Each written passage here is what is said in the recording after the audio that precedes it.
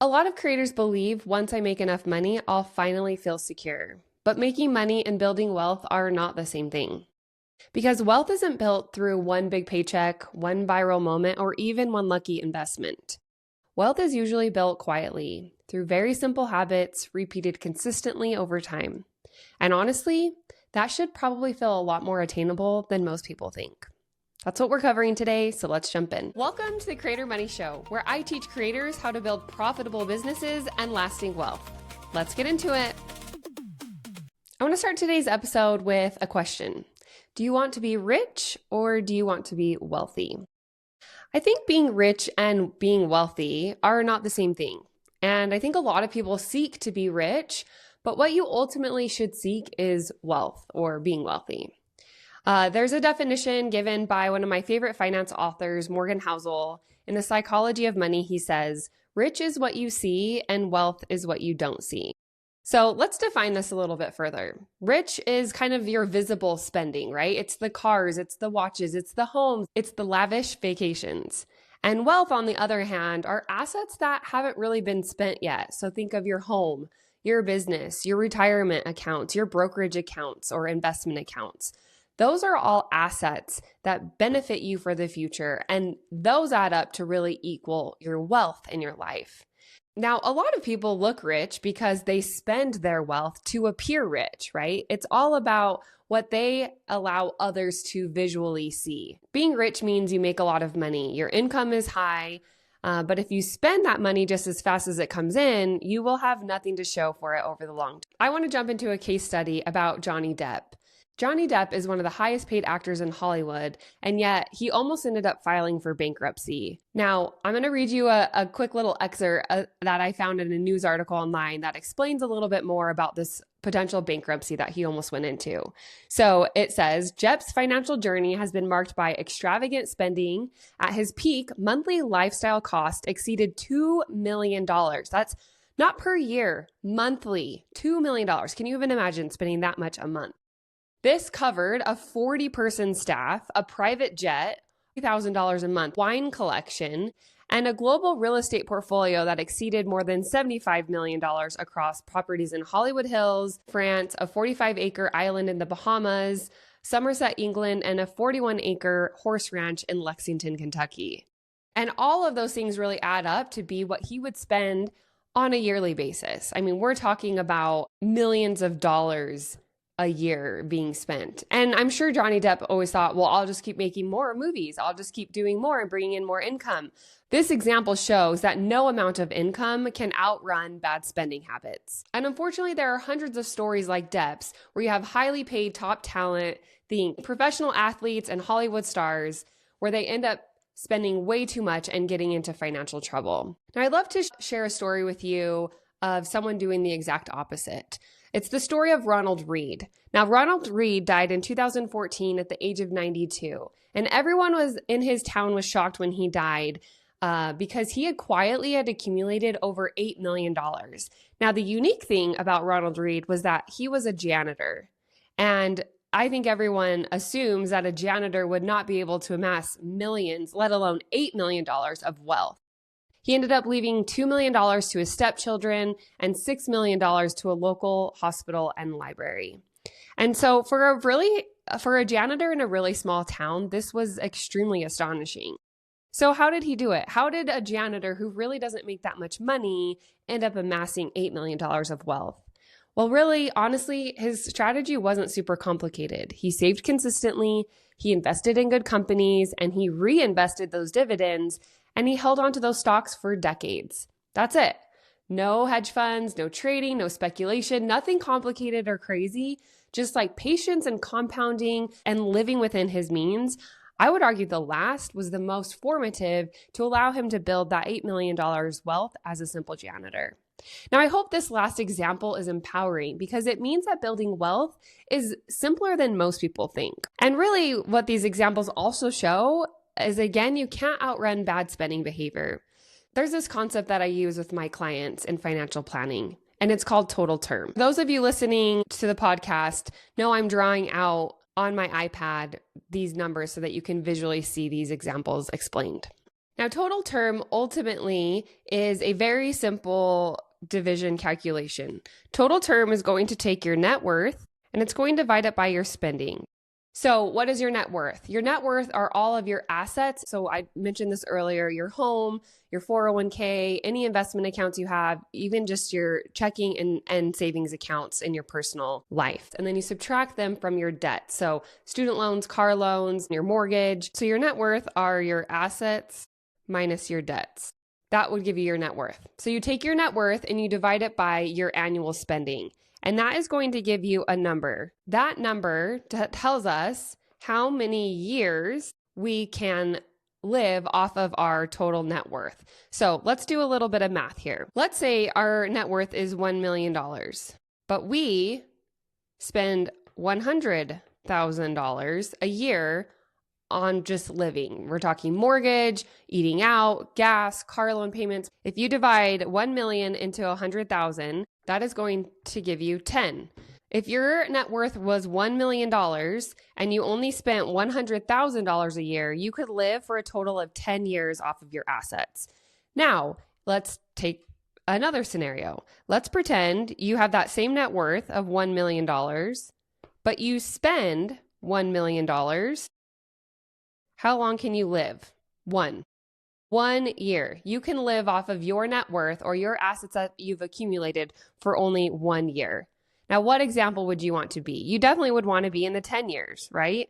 I think everyone would want to be able to live for 10 years off of their assets. But what this example teaches, what the concept of total term teaches, is that your spending determines what you are going to have. It determines how wealthy you are going to be if you're able to live within your means or not live within your means. Okay, let's move on. The other interesting aspect to illustrate this point is that in 2025, Goldman Sachs did a survey of 3,500 working individuals, and they were all asked how would they describe their financial situation. So for those of you listening, I'm going to share my screen and show a graph that was put out by this report that Goldman Sachs did. Okay, so in this graph, you have people making $50,000 all the way up to people making $500,000 or $500,000 a year. And they were asked, do you live primarily paycheck to paycheck? Are you able to moderately improve your financial situation each year? Or do you feel considerably better, meaning you're able to make progress on both short-term and long-term goals? Now you can see in this graph that pretty much even people making between $300,000 and $500,000 or $500,000 plus, that 40% of the people in both of those groups still feel like they're living paycheck to paycheck. So it doesn't always mean that having a large paycheck or making a decent amount of money, that you're always going to be able to meet your financial goals. This clearly illustrates that almost half of the people in the higher income earning brackets still are outliving their paychecks because they need such high quality lifestyles. So taking this a step further, I think most creators think that wealth comes from more followers, a next big brand deal, or a really lucky investment. I hear people all the time say, once I make enough money, then I'll finally feel financially secure. But as all of these examples I've shared with you earlier show, making money doesn't automatically create wealth. It doesn't mean that one day you're just going to start saving money once you start making a lot more. How many times have we all said that we're going to start doing something later, but then that later time never really comes? And honestly, this realization that making more money doesn't automatically create wealth, I think it can be really empowering. In the example of Ronald Reed, he didn't wait until he made a lot of money one day. He just followed a very simple, consistent process to ensure that he was building wealth along the way. And I think that's what's empowering. Any one of us can become wealthy if we just follow a simple process. Systems are the thing that create wealth, not one-off big giant financial decisions. It's done repeatedly over a period of time.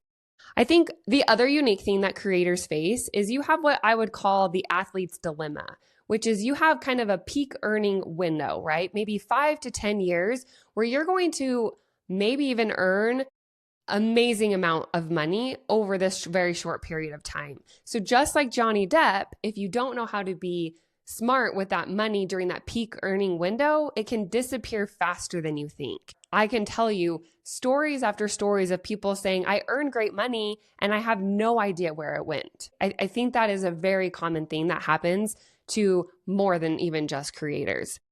And this is exactly why having a structure matters. Having a roadmap that you can follow and make for sure that you're adhering to that process and that structure over time is what is going to bring value to your financial life. Repetition and following a consistent pattern works. Even when what you are doing is very small, it can add up over a long period of time.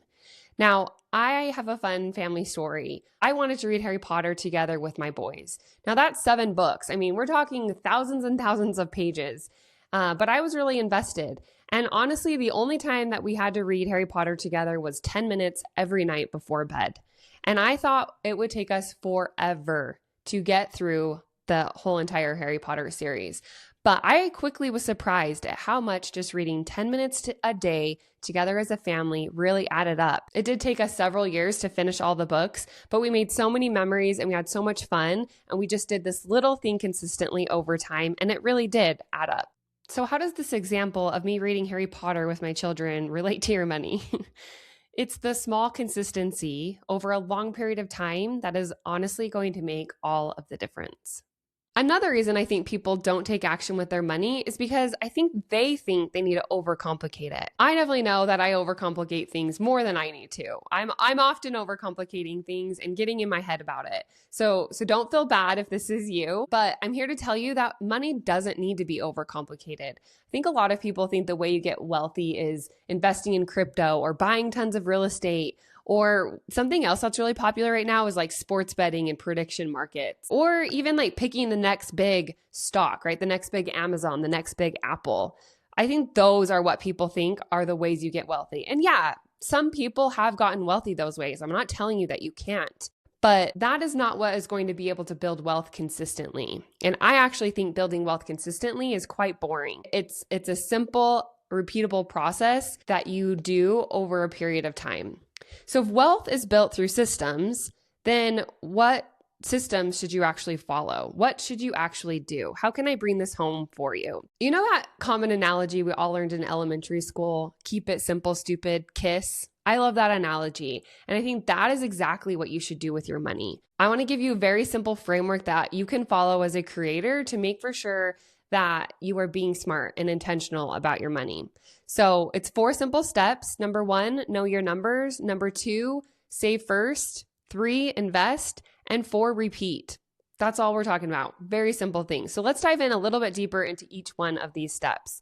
So number 1, know your numbers.